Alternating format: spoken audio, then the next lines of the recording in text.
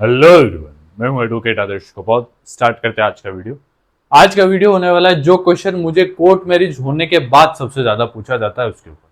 देखिए, court marriage करने से पहले जो मुझे सबसे ज्यादा क्वेश्चन पूछा जाता है वो होता है कि सर कौन कोर्ट मैरिज कर सकता है, क्या डॉक्यूमेंट चाहिए, कितने फीस लगेगी, कहाँ करनी चाहिए, किसके साथ करनी चाहिए।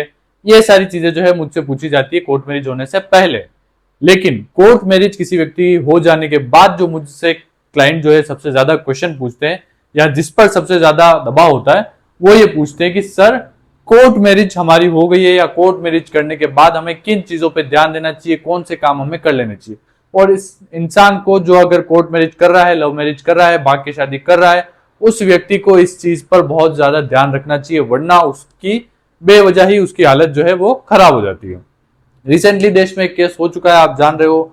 लो स्टूडेंट ही था, लो स्टूडेंट होने के बाद भी उसने इतनी बड़ी गलती कर दी। वो चीज आपको नहीं करनी है। आप सबको उस स्टोरी के बारे में पता होगा, मैं दोबारा नहीं बताना चाहता। तो देखिए, किसी भी व्यक्ति को कोर्ट मैरिज करने के बाद अपनी सुरक्षा के लिए, अपने कपल को अपनी सुरक्षा के लिए या लड़के को अपनी सुरक्षा के लिए कुछ ऐसे काम है जो कोर्ट मैरिज करने के तुरंत बाद उसे कर लेने चाहिए। कौन कौन से काम है, उन सारी चीजों के बारे में आज हम बात करते हैं। भाई देखिए, कोर्ट मैरिज होने के बाद लड़के को, लड़का वाला जो अगर कोई लड़का पक्ष है, उससे सबसे ज्यादा खतरा किस चीज से होता है? सबसे ज्यादा खतरा दो चीजों से होता है। कौन कौन सी? पहला तो होता है भाई उसे किससे? पुलिस से। ठीक है, पुलिस से उसको सबसे ज्यादा जो है वो क्या होता है? खतरा होता है। दूसरा उसे सबसे ज्यादा जो डर होता है, दूसरा जो उसे सबसे ज्यादा खतरा होता है वो किससे होता है? वो होता है लड़की के परिवार वालों से। किससे? लड़की के परिवार वालों से।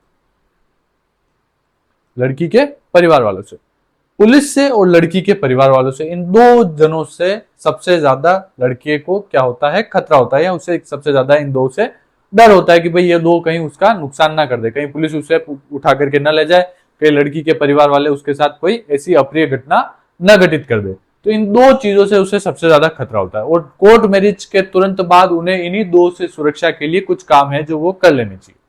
सबसे पहले इस वीडियो के स्टार्ट से पहले ही मैं आपको बता दूं कि भाई ये जो सारे ही काम मैं आपको बताने जा रहा हूं, ये आपको खुद नहीं करने चाहिए, किसी प्रोफेशनल एडवोकेट के थ्रू आपको कराने चाहिए। कहावत आपने सुनी होगी, जिसका काम उसी को साजे, दूसरा करे तो ठेंगा बाजे। यानी कि एडवोकेट का काम है, एडवोकेट 5 से 7 साल पढ़ाई कर करके उसके बाद एडवोकेट बना, तो उसे लीगल नॉलेज ज्यादा है। कई बार मैं सुनता हूं, कई बार मेरे पास ऐसे लोग आए हैं कि सर हमारे कोर्ट के बाहर एक ई मित्र वाला था, कोर्ट के बाहर जो साइबर वाला था, टाइपिंग की दुकान वाला था, उसने हमसे कहा और उसने जो शादी कराई, हमने वो शादी कर ली और अब हमारे साथ ये समस्या हो गई है, तो अब हम क्या करें? इसीलिए ऐसी गलती बहुत सारे लोग कर लेते हैं। 2-4 हजार रुपए, 5,000 रुपए बचाने के चक्कर में किसी भी नॉर्मल व्यक्ति के साथ या किसी भी अनट्रस्टेड व्यक्ति के साथ जाकर के वो कोर्ट मैरिज कर लेते हैं और बाद में उनको कई सारे लीगल इश्यू फेस करने पड़ते हैं, जिनके जिम्मेदार वो खुद बच जाते हैं, क्योंकि उन्होंने ही 2-4-5 हजार रुपए बचाने के चक्कर में ऐसा काम कर लिया जिसकी वजह से उनको अब फ्यूचर में समस्या देखने को मिली है। तो ये सारा काम भी जो मैं आपको बताने जा रहा हूं, किसी ट्रस्टेड लॉयर के साथ, किसी ट्रस्टेड एडवोकेट के साथ, किसी ट्रस्टेड फर्म के साथ ही मिलकर के आपको ये करना है, खुद नहीं करना है। अब देखिए, लड़के को या कपल को अपनी सुरक्षा के लिए सबसे पहले तो शादी करने के बाद जैसे ही दो सिचुएशन पैदा होती है। पहली सिचुएशन तो ये कि भाई शादी करने के बाद दोनों लड़के और लड़की के घर पर अभी तक पता नहीं है, तो जब तक पता नहीं है तब तक कोई सिचुएशन उत्पन्न नहीं होती है। सेकंड सिचुएशन कब उत्पन्न होती है? जब शादी करने के बाद लड़की के घर वालों को पता चल जाता है, लड़के के घर वालों को पता चल जाता है, या उन्होंने भाग करके शादी की है, वो घर से बाहर आ गए, तो जब लड़की के घर वाले उस लड़की को ढूंढते हैं तो लड़की नहीं मिलती है। तो ऐसी स्थिति में सिचुएशन पैदा होती है, तब जाकर के ये दोनों सिचुएशन आती है कि भाई या तो पुलिस से खतरा होता है या लड़की के घर वालों से खतरा होता है, जब उनको पता चल जाता है कि भाई इस लड़के ने हमारी लड़की से कोर्ट मैरिज करी है। तो ऐसी स्थिति में वो क्या करते हैं? लड़की के घर वाले या लड़की के परिवार वाले क्या करते हैं? सबसे पहले वो पुलिस में क्या दर्ज कराते हैं? एमपीआर दर्ज कराते हैं। क्या दर्ज कराते हैं? एमपीआर। एमपीआर मतलब मिसिंग पर्सन रिपोर्ट। वो ये दर्ज कराते हैं कि भाई हमारी जो लड़की है, वो लड़की जो खो गई है, उस लड़की को किसी ने किडनैप कर लिया, वो लड़की घर से चली गई है, उस लड़की को ढूंढा जाए। इसी एमपीआर के बेस पर क्या करती है पुलिस? कार्रवाई करती है। यानी कि इसी एमपीआर के बेस पर लड़की के घर वालों ने जो पुलिस में रिपोर्ट दी है, इसी मैं आपको बेसिक से बता रहा हूं कि क्या क्या पीछे घटनाएं चलती है। उस आप तक तो बाद में बात आती है, लड़के तक तो या कपल तक तो बाद में बात आती है। पीछे क्या क्या घटनाएं चलती है, किस वजह से पुलिस आपको पकड़ती है, किस वजह से आपके साथ कुछ घटनाएं हो सकती है और फिर उनसे कैसे बचना है, ये सारी चीजें मैं आपको बता रहा हूं। तो पहले ये स्टोरी आपको समझना जरूरी है। लड़की के घर वाले, लड़की के परिवार वाले क्या करते हैं, पुलिस में रिपोर्ट दर्ज करते हैं, जिसको एमपीआर कहते हैं। एमपीआर मतलब मिसिंग पर्सन रिपोर्ट। इस रिपोर्ट के आधार पर ही पुलिस को पावर मिलती है कि भाई वो उस लड़के को ढूंढे जिसके साथ वो लड़की है और उस लड़के को पकड़ सके। यानी कि उस लड़के को पकड़ने की पावर कौन दे रहा है, ये रिपोर्ट ही दे रही है पुलिस को। तो आपको लड़के को सुरक्षा के लिए या लड़की को, लड़के की सुरक्षा के लिए, कपल को अपनी सुरक्षा के लिए क्या करना होता है, इस रिपोर्ट का तोड़ निकालना होता है। इस रिपोर्ट का तोड़ क्या है, इस रिपोर्ट का तोड़ यह है कि आपके जो कोर्ट मैरिज करी है, उस कोर्ट मैरिज का जो आपके पास सर्टिफिकेट है, वो सर्टिफिकेट ही इस रिपोर्ट का तोड़ है।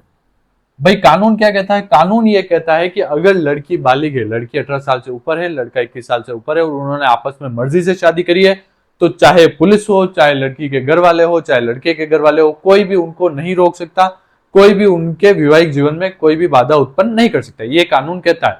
तो अब कानून की सुरक्षा को लेने के लिए लड़के को कुछ काम करने पड़ेंगे। क्या काम करने पड़ेंगे, जब जैसे ही कोर्ट मैरिज हो गई, कोर्ट मैरिज होने के बाद अगर दो सिचुएशन उत्पन्न होगी कोर्ट मैरिज होने के बाद भी। पहला तो ये कि भाई लड़के को पुलिस वालों का फोन आने लग जाएगा या पुलिस वाले परेशान करने लग जाएंगे या घर वाले, लड़की के घर वाले जो है वो धमकाने लग जाएंगे। दूसरी सिचुएशन ये कि भाई उसे अब तक पता ही नहीं है, लड़के को अब तक कोर्ट मैरिज होने के बाद चाहे वो घर से बाहर भाग करके आ गए, लड़की को लेकर के भी आ गए, लेकिन अब तक भी उनको पता नहीं होगा कि भाई पुलिस पीछे पड़ी है या नहीं पड़ी है, इसकी जानकारी उन्हें अब तक नहीं है। तो दोनों ही सिचुएशन में आपको सेम काम करना है ताकि आपकी सुरक्षा हो सके। क्या काम करना है मैं आपको बताता हूं। लड़के को सबसे पहले कोर्ट मैरिज होने के तुरंत बाद किसी लीगल फर्म से मिलकर के, किसी लीगल एडवोकेट से मिलकर के क्या करना है, अपने जिस क्षेत्र से आप हो उस क्षेत्र के पुलिस थाने में, पहला तो उस क्षेत्र के पुलिस स्टेशन में, पुलिस थाने में, दूसरा एसपी, उस क्षेत्र का जो भी एसपी लगता है, एसपी थाना लगता है, उस एसपी थाने में, दोनों थानों में आपको क्या करनी है, आपको अपनी ओर से एक रिपोर्ट देनी है।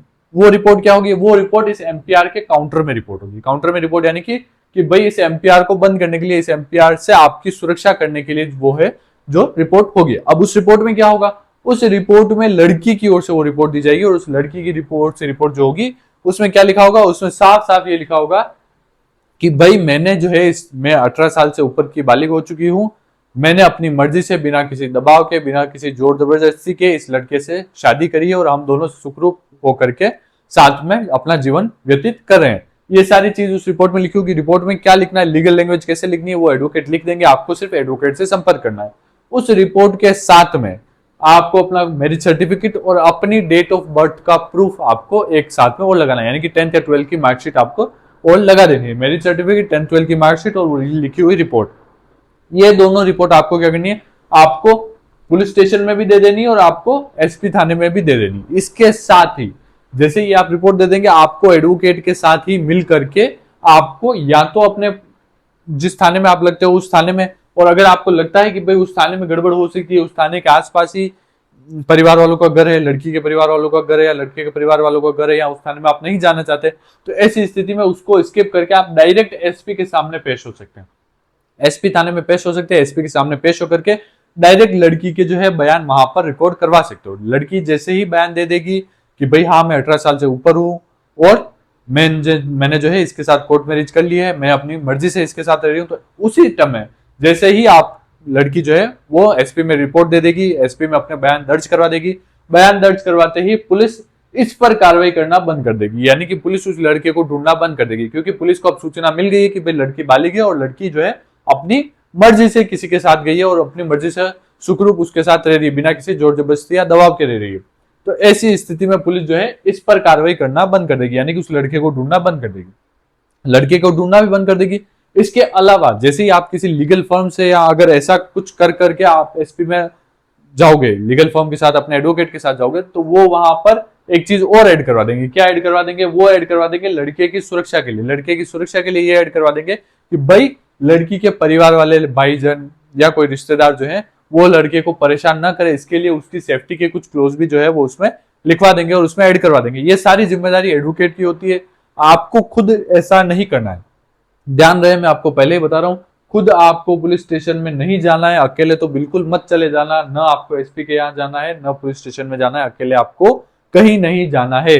आपको एडवोकेट के साथ ही जाना है। जैसे ही आप ये सारा काम अकेले खुद करने की कोशिश करोगे, वहीं सारी चीजें गड़बड़ हो जाएगी।